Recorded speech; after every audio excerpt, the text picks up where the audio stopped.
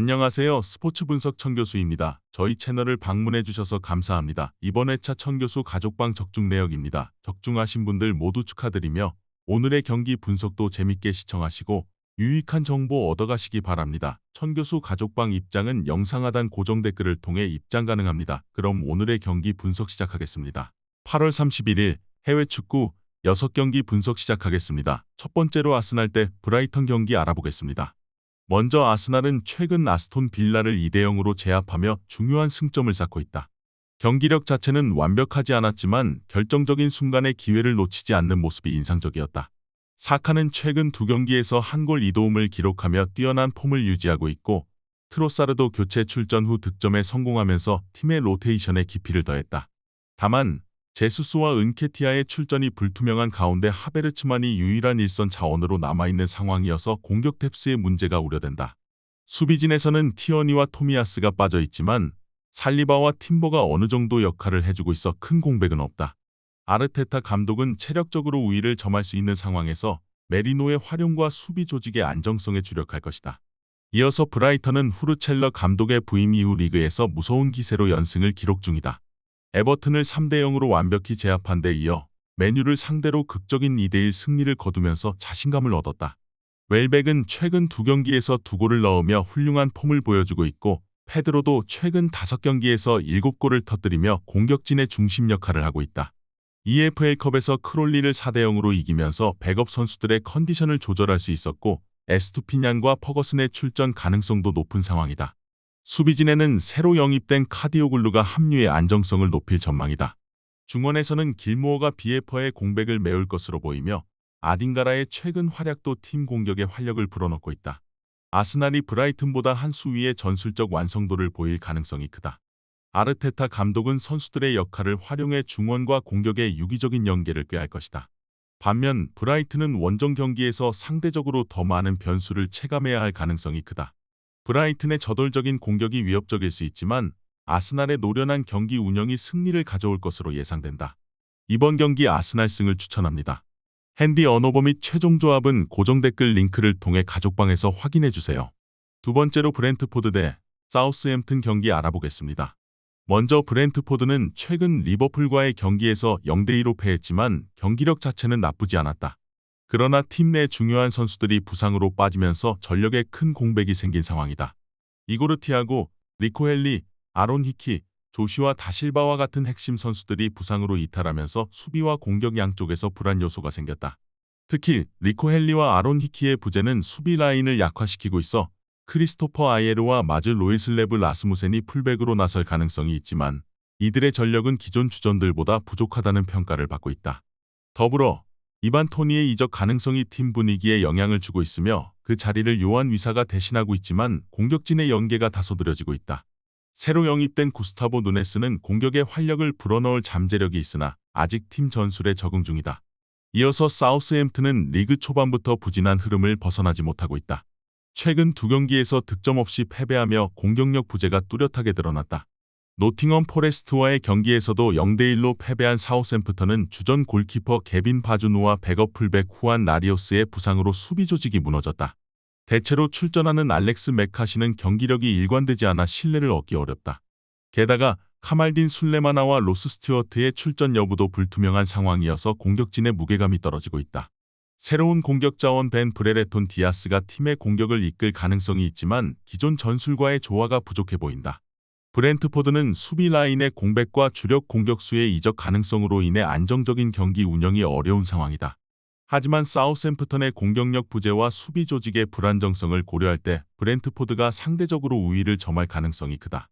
그러나 두 팀 모두 전력의 공백이 커서 지루한 경기 양상일 것으로 보인다. 이번 경기 무승부를 추천합니다. 핸디 언어버 및 최종 조합은 고정 댓글 링크를 통해 가족방에서 확인해주세요.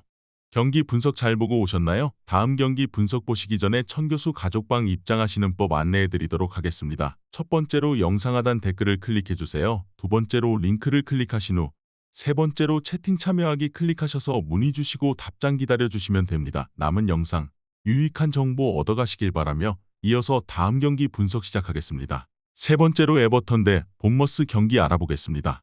먼저 에버튼은 시즌 초반부터 최하위로 떨어지며 어려운 시기를 보내고 있다.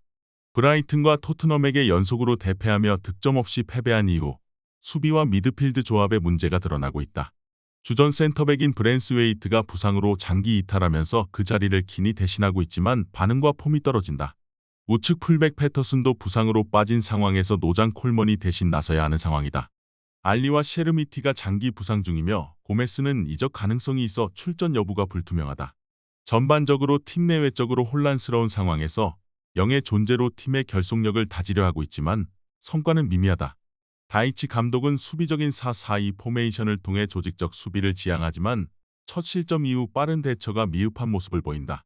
이어서 본머스는 최근 리그에서 노팅엄과 뉴캐슬을 상대로 1대1 무승부를 거두며 승점 1점 획득에 그쳤다.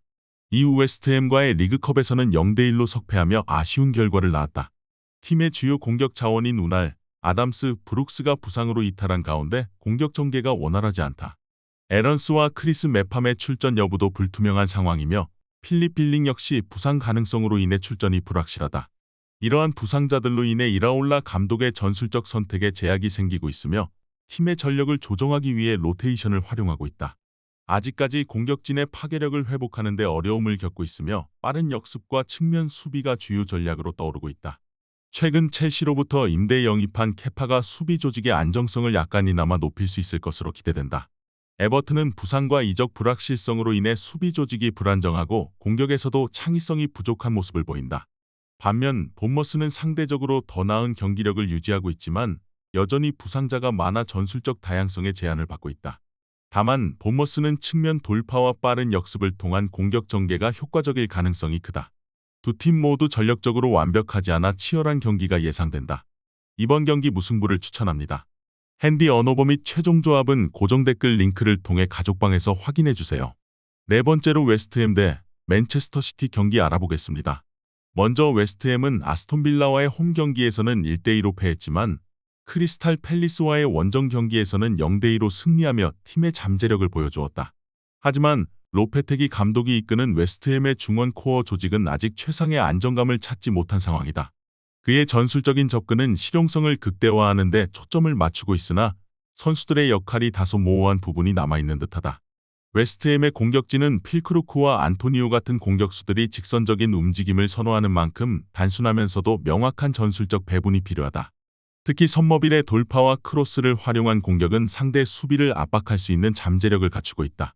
다만 웨스트햄의 주요 문제는 상대 진영에서의 점유 능력이다. 최근 경기에서는 상대 진영에서의 볼터치 비율이 리그 최저 수준에 머물러 있었고 이는 맨시티와 같은 팀을 상대할 때 치명적인 약점이 될 수 있다. 이어서 맨시티는 입스위치에게 선제 실점을 내주긴 했으나 이후 4골을 터뜨리며 대량 득점에 성공했다. 도쿠와 사비뉴가 측면에서 결정적인 역할을 수행했고 아칸지, 디아스, 그바르디올 등 수비진의 평균 위치는 상대 진영까지 침투할 정도로 전방 압박이 강력했다. 이는 맨시티의 지배적인 경기 운영을 보여주는 단적인 예다. 다만 맨시티의 약점은 후방에서 넘어오는 롱볼에 대한 대응이다. 웨스트햄이 이를 공략해볼 수 있는 여지가 있지만 디아스와 같은 수비수의 공중 경합 능력을 감안할 때 이는 큰 문제가 되지 않을 가능성이 크다. 최근 폼이 좋은데 브루잉, 홀란드, 도쿠, 사비뉴 등의 공격 옵션들은 웨스트햄의 수비 라인을 무너뜨리기에 충분한 위험 요소로 작용할 수 있다. 특히 홀란드는 2경기에서 4골을 기록하며 득점력을 과시하고 있다. 웨스트햄의 전술이 아직 안정화되지 않았고 팀의 메인 플랜이 확실하지 않은 상황에서 맨시티와의 격차를 줄이기 어려울 것이다. 웨스트햄은 단순화된 전술로 어느 정도 효율을 보일 가능성은 있지만 결과적으로 승점 획득으로 이어질 가능성은 낮아 보인다. 이번 경기 맨체스터 시티 승을 추천합니다. 핸디 언어버 및 최종 조합은 고정 댓글 링크를 통해 가족방에서 확인해주세요. 경기 분석 잘 보고 오셨나요? 다음 경기 분석 보시기 전에 천교수 가족방 입장하시는 법 안내해드리도록 하겠습니다. 첫 번째로 영상 하단 댓글을 클릭해주세요. 두 번째로 링크를 클릭하신 후 세 번째로 채팅 참여하기 클릭하셔서 문의 주시고 답장 기다려주시면 됩니다. 남은 영상 유익한 정보 얻어가시길 바라며 이어서 다음 경기 분석 시작하겠습니다. 다섯 번째로 레스터시티 대 에스턴 빌라 경기 알아보겠습니다. 먼저 레스터시티는 승격 후 줄곧 부진한 성적을 기록 중이다. 토트넘과 1대1로 비긴 후 풀럼에게 2대1로 패하는 등 최근 경기력에서 큰 어려움을 겪고 있다. 특히 2경기에서 평균 560회의 패스를 상대에게 허용하며 리그에서 두 번째로 많은 패스 허용 횟수를 기록하고 있다. 이는 윙크스와 은디디로 구성된 중원 코어가 상대 중원과 비교해 큰 우위를 점하지 못하고 있다는 의미로 해석된다. 해결해야 할 과제는 빠른 공격 전환과 측면 플레이의 활용이다. 부오나노테와 파타우와 같은 선수들이 측면에서 무게 중심을 전환하며 공격의 활로를 찾는 것이 중요할 것이다. 공격진에서는 여전히 바디가 최전방에서 제 몫을 할 수 있는 능력을 보유하고 있지만 폼이 예전만 못한 상태다. 레스터시티가 최소 한 골 정도는 만들어낼 수 있을 것으로 예상되지만 전반적인 경기 흐름에서 주도권을 가져오기에는 어려움이 클 전망이다. 이어서 에스턴 빌라는 웨스트햄과의 원정 경기에서는 1대2로 승리를 거두며 소기의 성과를 냈으나 아스날과의 홈 경기에서는 0대2로 패하며 아쉬움을 남겼다. 아스톤 빌라는 특히 와킨스와 로저스를 중심으로 한 공격 루트가 강점으로 작용하고 있다. 1차 빌드업 체계에서도 마르티네즈, 파우, 틸레망스를 거치는 패스워크가 나름대로 안정적이며 이는 레스터시티의 느슨한 중원 조직을 상대로 득세할 수 있는 충분한 요소다.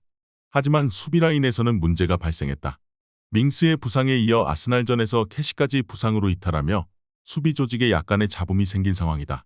이로 인해 원정에서 다소 불안한 수비를 노출할 가능성이 있지만 아스톤 빌라의 홈과 원정 성과 차이를 감안하면 원정에서도 충분히 경쟁력 있는 경기를 펼칠 수 있다. 결국 아스톤 빌라가 원정에서도 승점 3점을 기대할 수 있는 전력임에는 틀림없다. 아스톤 빌라의 우세가 예상된다. 빌라의 강력한 1차 압박과 후반전의 뒷심 그리고 윗선으로의 빠른 볼 공급 루트는 충분히 레스터시티를 압도할 수 있는 요소들이다. 반면 레스터시티는 홈에서의 이점을 크게 살리지 못할 가능성이 높고 상대의 우수한 패스워크를 통제할 능력이 떨어진다. 이번 경기 에스턴 빌라 승을 추천합니다. 핸디 언어버 및 최종 조합은 고정 댓글 링크를 통해 가족방에서 확인해주세요. 마지막으로 노팅엄 대 울버햄튼 경기 알아보겠습니다. 먼저 노팅엄은 본머스와 1대1 무승부를 기록한 뒤 사우샘프턴을 0대1로 제압하며 인상적인 경기력을 보여주었다.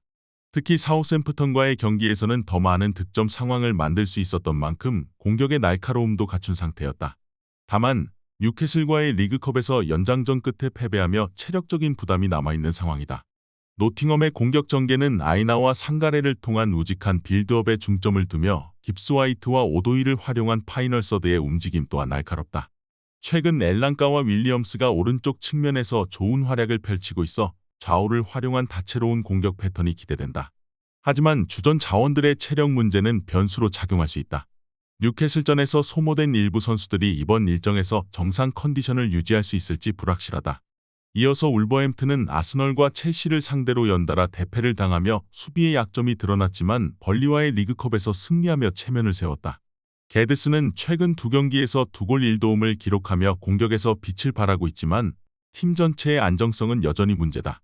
특히 중원에서 장악력이 떨어지는 상황에서는 빠른 전환을 시도하지만 오히려 수비 조직의 혼란을 초래할 가능성이 높다. 울버햄튼의 아인누리는 공격적인 풀백으로서 전진을 즐기지만 이로 인해 배후 공간이 자주 노출되는 문제점이 있다. 이번 경기에서도 그의 공격성은 득보다 독이 될 수 있다. 울버햄튼은 노팅엄을 상대로 중원 장악을 꾀하려 하겠지만 만약 중원이 무너지거나 노팅엄이 견고한 저항을 펼친다면 측면을 통해 역습을 시도하는 전형적인 패턴을 보일 것이다. 다만 도슨과 고메즈로 이루어진 수비진이 압박 상황에서 다시 한번 곤란을 겪을 가능성이 크다. 실점을 피하기 어려운 상황이다. 울버햄튼은 노팅엄의 저항에 따라 중원 장악을 지속적으로 유지하기 힘들어 보이며 오히려 측면 공략을 강화하다가 수비적인 리스크를 감수하게 될 가능성이 크다. 노팅엄은 상대적으로 단단한 전술적 운영 방침을 통해 울버햄튼의 공세를 잘 버틸 수 있을 것이다. 또한 양팀 모두 공격에서 유효 슈팅을 만들어낼 기회가 많지 않을 것으로 보인다. 이번 경기 무승부를 추천합니다. 핸디 언어버 및 최종 조합은 고정 댓글 링크를 통해 가족방에서 확인해주세요.